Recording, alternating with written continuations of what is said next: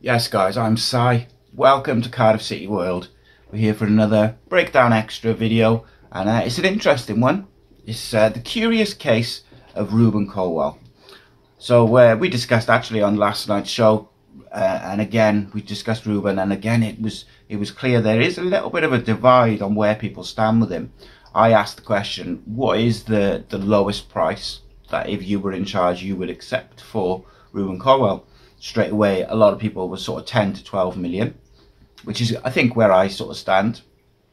But there was a couple of people who 8 million, 6 million, even as low as 4, which is insane to me when you consider we've just turned down £5 million bid for centre-back Mark McGuinness, and Rubin Colwill is younger and he's an attacking creative player, which is obviously adds a bit of premium, doesn't it? So Rubin Colwill is 22 years old, was born in Neath. He's currently got 9 caps for Wales. Last season was a big season for Rubin. At the start of the season I had said he really needs to show up, but I also said it was a big opportunity for him, because I said if the club decided to keep him and not loan him out, there was a big opportunity for him, because Aaron Ramsey was never going to play 30, 40, 50 games. So there was an opportunity for him to, one, learn off one of the truly great Welsh internationals, you know, Welsh players that have been created out of the capital city. There was a chance there for him to show and learn, show what he could do, but also learn off Aaron Ramsey on a day-to-day basis.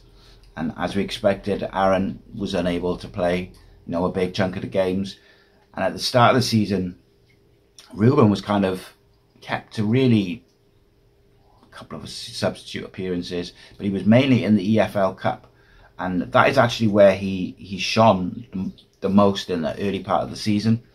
I think it was 2 games back to back. I will double check that, but in 2 games back, but he had, you know, several assists, goals, was man of the match, and by far our greatest creative outlet in that EFL Cup run in the early part of it.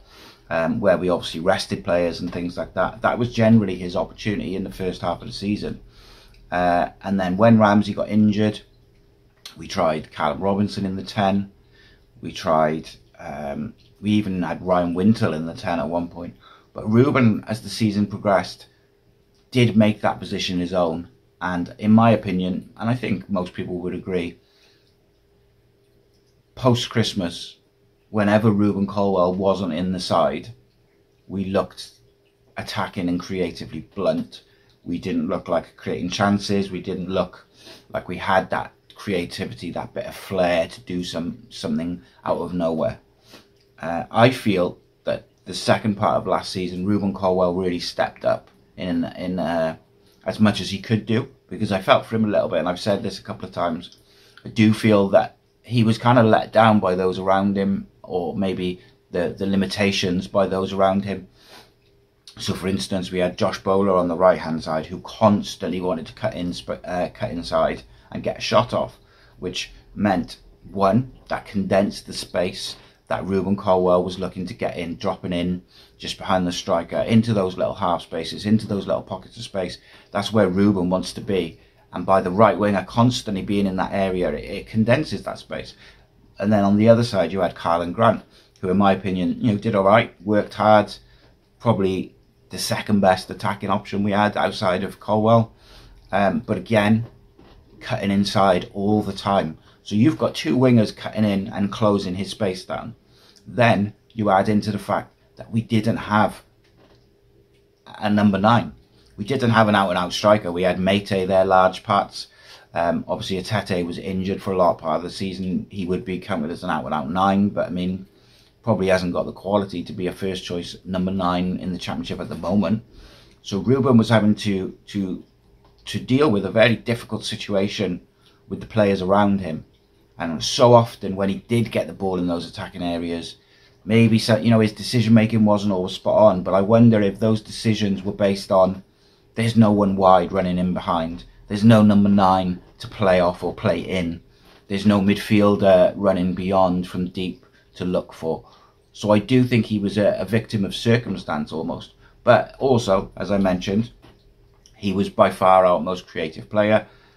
One of the other aspects that he did struggle with a little bit was once Joe Rawls was injured, we had nobody in those deep areas who could play a line splitting pass, could find Rubin Colwill in those little half spaces that I referred to a couple of minutes ago. So what you had is, and this also coincided with Siopis' drop in form, is Siopis was having to try and be that he was trying to be that sort of midfield splitting pass. So he was trying to do too much. He wasn't being the out and out defensive midfielder that he excels at. So what you had then is, as the games would progress, Colwill would start off, he'd make good positions, take up little pockets of space, looking for the ball. We didn't have a deep lying midfielder or a deep lying playmaker who could get the ball into him quick enough into those spaces to utilise and get at teams in the transition.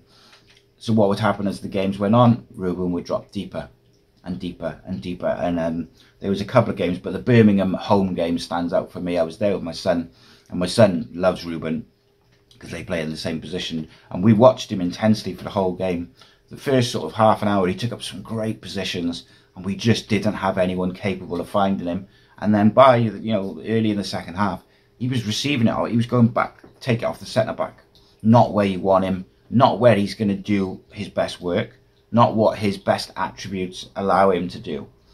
And it's frustrating, and you could see, I felt a bit sorry for him.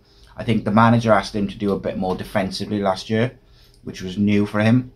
Don't think it's the worst thing to do, because I think it will improve his all-round understanding of the game, understanding of his teammates' positions and thought processes.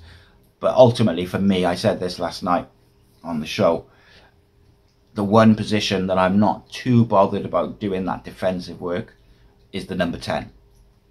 I want my striker to press, I want my wingers to press and then slot in and make us nice and compact. The 10, really defensively speaking, I'm just looking for him to mark spaces, block passing lanes, because I want him to almost be thinking, if we win the ball now, I'm going to go there or there, I'm going to be here ready. Like if we win the ball, I could be here and get at the opposing team really quickly.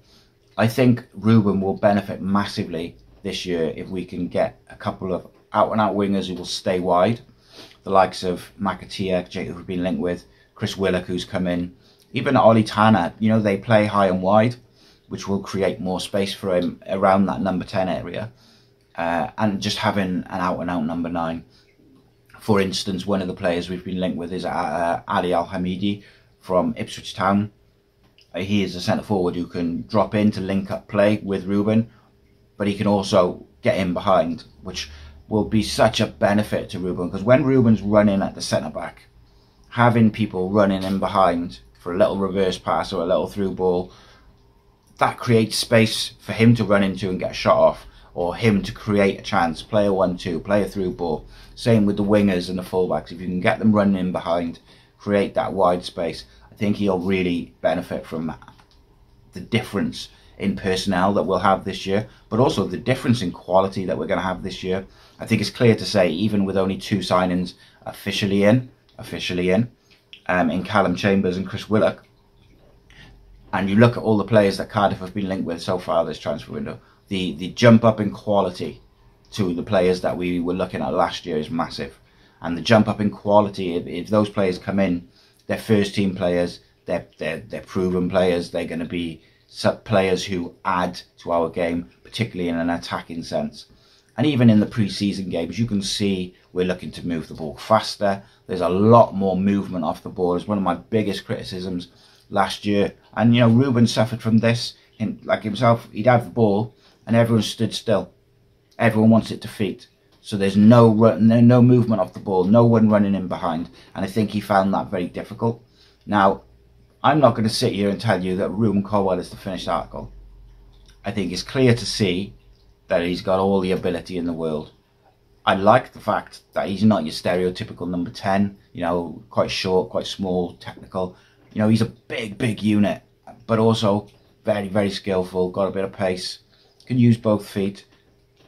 I really think that this season can be a big win for Rubin if he's given the game time and we get these players in, because I think he'll benefit from the way that Bullett's looking to set up and play. Bullett likes to play possession football, and if we can get a deep lying midfielder, maybe Alex Robertson, who can play those balls and find Rubin early, he's going to cause absolute mayhem.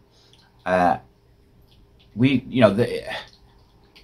we've got to appreciate, he is young, but I think we do need to realise, some of us, that he's a quality player, and if we can get the right players around him, he's only going to get better. There's a reason why Southampton and Ipswich are looking at him. There's a reason why he's been linked with Arsenal previously. Those clubs do not look at donkeys. These clubs, they're looking for top quality footballers, young footballers who can go on and play, top level. And I believe he's capable of that. I believe he's got the right mentality and attitude to do that. It's just, he needs the game time, he needs the tactics, he needs the players around him to enhance his game and to give him the opportunity to show what he can do. I believe that we're starting to build that.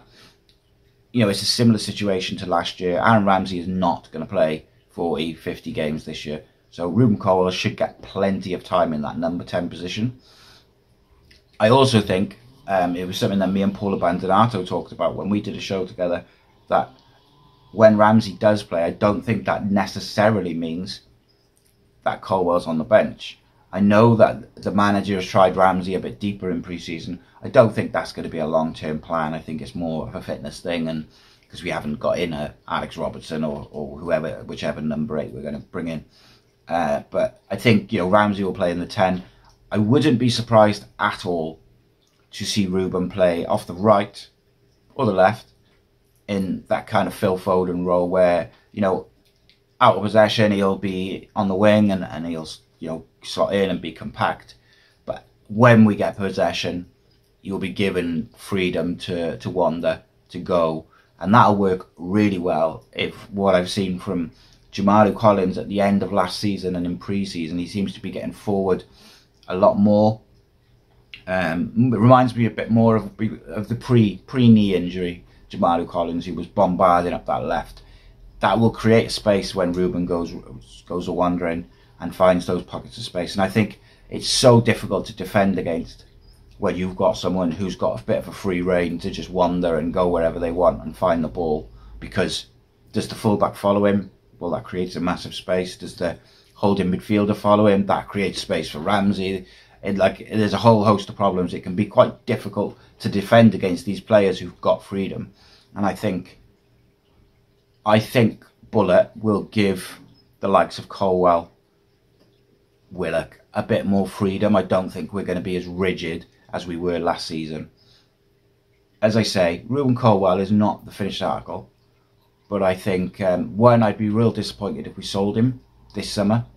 I would like to see us get one more season out of him at least before we sell him for money, big money.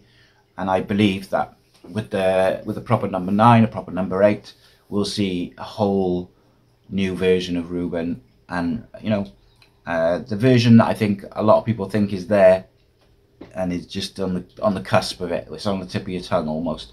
I think that's the Rubin we'll see this year.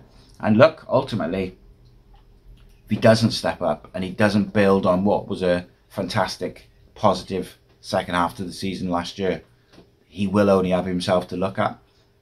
But everything I know about Rubin, everything I've heard about people who know him and train with him and play with him and coach him, everyone I've spoken to said his attitude and mentality, motivation is all 100% spot on, which leads me to believe that if we can get the right players around him and build on what Errol Bullett built last year, we could be in for a special season from a special talent, and he's one of our own. So let's get behind him, let's get behind the club, and hopefully the club will continue to do some bits in the transfer market.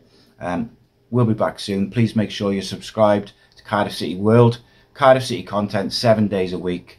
Scout reports, analysis, reactions, vlogs, a whole lot, bit of everything, ex-players, all sorts of things. Obviously, we'll have over on Ace Podcast Nation, we'll be releasing the Willie Boland City Legends event soon, the Joe Ledley City Legends event soon, and as I film this the Craig Bellamy event is just a couple of days away with the new Wales manager. Very excited by that, so look out for the video version of that. If you go into that event, I will see you there. Cannot wait to welcome the new Welsh manager. If you'd like to support what we do and the content that we produce both here on Cardiff City World and on Ace Podcast Nation, please do sign up to patreon.com/Ace Podcast Nation. It's the price of a coffee per month. Literally keeps us going, allows us to do some of the cool stuff that we got planned and that we already do. But until then, I bid you farewell. Take care, my friends. Nice one.